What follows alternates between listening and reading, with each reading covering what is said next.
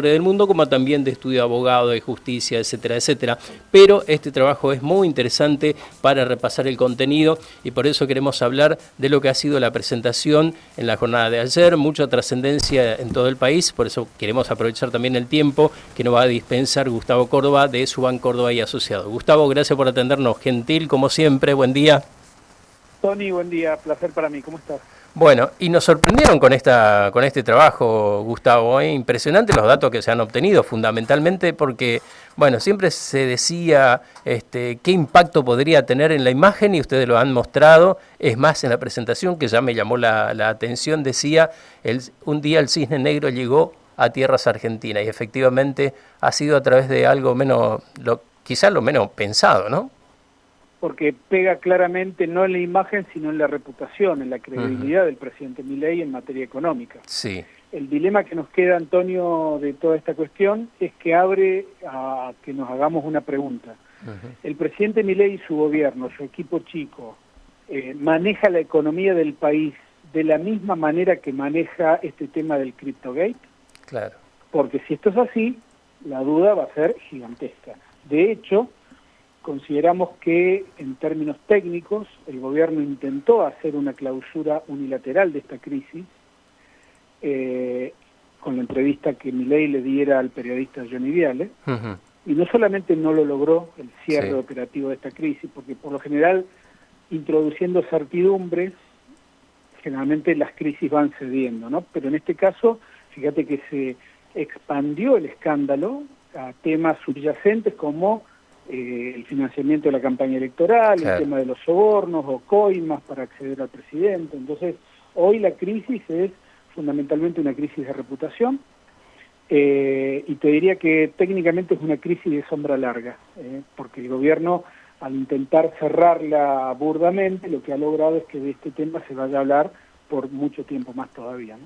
Ahora, Gustavo, ese triángulo de hierro que siempre se habló, de que lo conforma la hermana del presidente, lo conforma el propio asesor del presidente, y el presidente se rompió, se debilitó, ¿cómo se puede entender esta situación? Yo creo que nunca pensaron estar en una situación como la que están hoy. Y nunca tuvieron una preparación para manejarse a estos niveles de la política y de la crisis que tienen. Y evidentemente eso se nota, de afuera es notable, ¿no? Digo, claro. El triángulo de hierro era triángulo de hierro con cancha inclinada cuando todo le salía bien. Ahora, cuando una te sale mal, uno puede ver ciertamente la falta de preparación, la falta de rodaje, ciertas inconsistencias. Fíjate que desde el viernes el mundo libertario en términos digitales y políticos está desorientado, ¿no? Les cambiaron la cancha. Sí. Es como que eran locales, llenaban la cancha de ellos solos y de pronto las redes sociales se transformaron en un lugar mucho más apacible donde ellos prácticamente hoy no intervienen, y si lo hacen con una narrativa muy confusa, muy contradictoria. Entonces, ciertamente y claramente este momento es un momento de mucha desorientación en el gobierno, ¿no? Sí, lo que me llamó la atención también es el hecho de que por la consulta que le han hecho muestra que la ciudadanía estaba muy madura. Primero, está totalmente informada de esta situación, y por otro lado, cuando se le consultó de un posible juicio político, se inclinó más, al parecer, para que se lo investigue judicialmente, ¿no? Donde también se le da nuevamente, se le concede al Poder Judicial la máxima responsabilidad de hacerlo. Mirá, nosotros le preguntamos con mucha claridad a la gente si estaba informado o no. Fue la primera pregunta. Sí. 88% dijo que sí, que estaba al tanto y estaba bien informada. O sea, si bien el mundo cripto es un mundo de nicho técnico, financiero, todo el mundo entiende la palabra estafa. Sí. Y cuando le preguntamos, ¿hubo o no estafa? El 60% nos dijo que sí, que hubo estafa. Es más, cuando le hacemos esa misma pregunta, pero le hacemos zoom al votante de Milei en el balotaje, el 33% de los votantes de Milei consideran que hubo estafa. Así que imagínate las implicancias que eso tiene, ¿no? Milei sacó casi 60 puntos en el balotaje. Un tercio de ese 60%, o sea, un 20, entre un 15 y un 20%, hoy sostienen que lo que ocurrió con la criptomoneda fue una estafa. Así de grave es este panorama. Lo que sí, déjame decirte al mismo tiempo que el aprovechamiento electoral de este tema tiene límites. porque cuando le planteamos a la gente la cuestión del juicio político, ahí se polariza prácticamente en mitades iguales, ¿no? La opinión.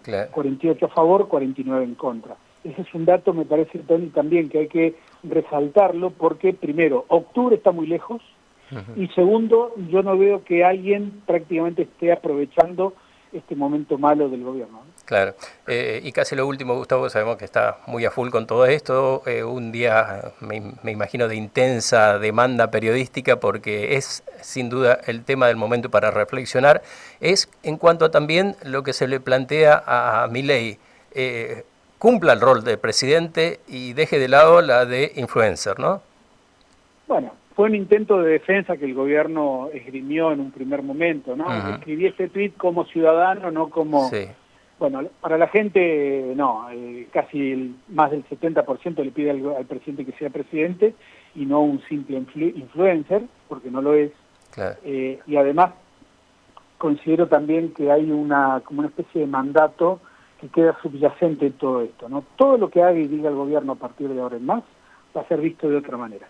Y la última pregunta, que es como para reflexionar, aprovechando tu conocimiento, Gustavo, lo que va a quedar, digamos, en materia de imagen del presidente en el exterior, porque es el que él supo, o por lo menos estuvo en todo este tiempo abriendo imagen a lo largo y ancho de distintos territorios, y de pronto sucede esto y todo el mundo habla, porque uno escucha a una radio alemana, están hablando de esto, en Europa, en Estados Unidos, en todos los ámbitos.